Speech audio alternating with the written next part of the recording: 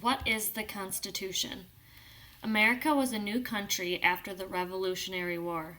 The country needed a central government and a set of laws for people to live by in order for it to become a strong, unified nation. During the war, colonies would not send money or supplies to provide support for soldiers in other colonies. If soldiers were in battle in Pennsylvania, the government of Virginia would not send food or supplies. After the war, each colony began to make its own laws and governs its own people. With the Revolutionary War in the past, the colonies would need to work together as a team. The colonists in New Jersey did not know how to get along with the colonists in Delaware. People in Rhode Island wouldn't work with the people from New Hampshire.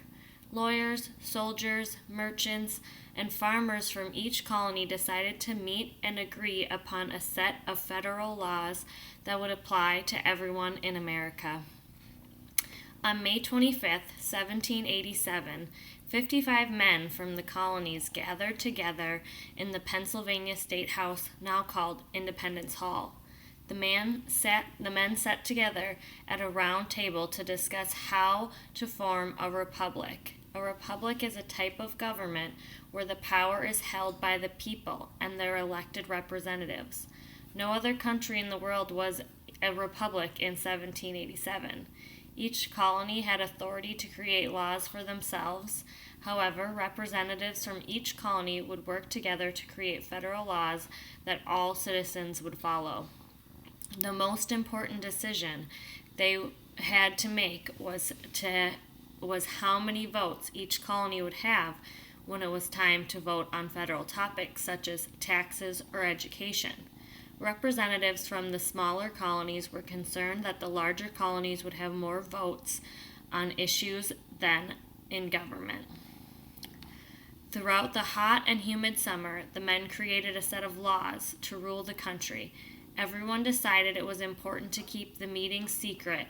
The tall windows on both sides of Independence Hall were hammered shut with nails to prevent eavesdropping by the townspeople. Finally, after 7 weeks of working on a plan to balance voting power between the small and large colonies, the men agreed to compromise. One half of Congress, the Senate, would be represented by 2 men from each colony. The other half, the House of Representatives, would be represented in proportion to the number of people in the colony.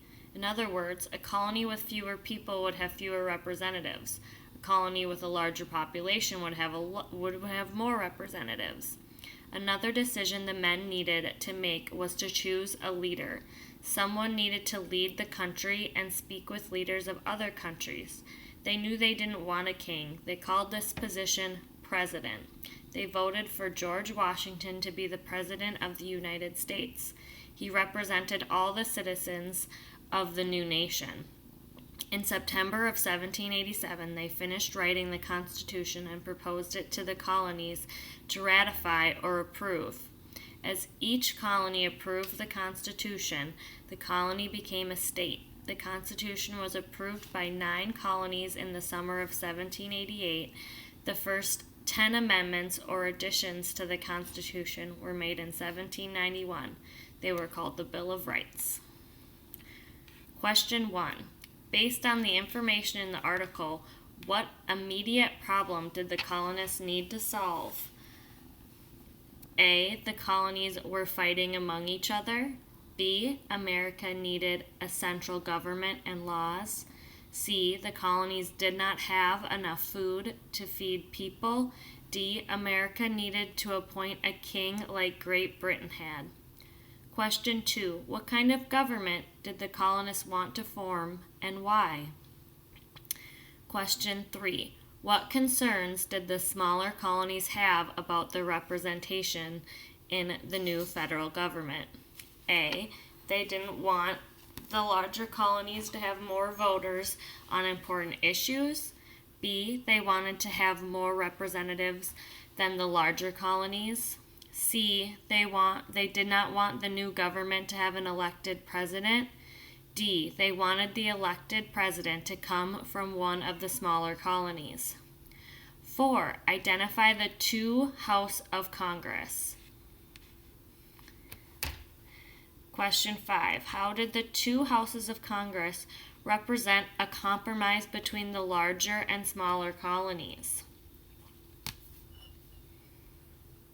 Match each vocabulary word from the article with the correct definition. Our words are colony, president, compromise, Independence Hall, eavesdropping, govern, Congress, Senate, House of Representatives, and authority. Our definitions are A. Secretly listening to a conversation. B. The legislative branch of the U.S. government. C. A territory under the political control of another country. D. Rule over a country, state, or group of people. E. The power to make decisions and enforce rules or laws. F. An agreement that is reached when two parties give up some of their demands to meet in the middle. G. The lower house of the U.S. Congress that had representation based on a colony's population. H. Building where both the U.S. Declaration of Independence and Constitution were written. I. The upper house of the U.S. Congress represented by two men from each colony. J. The elected leader of a republic.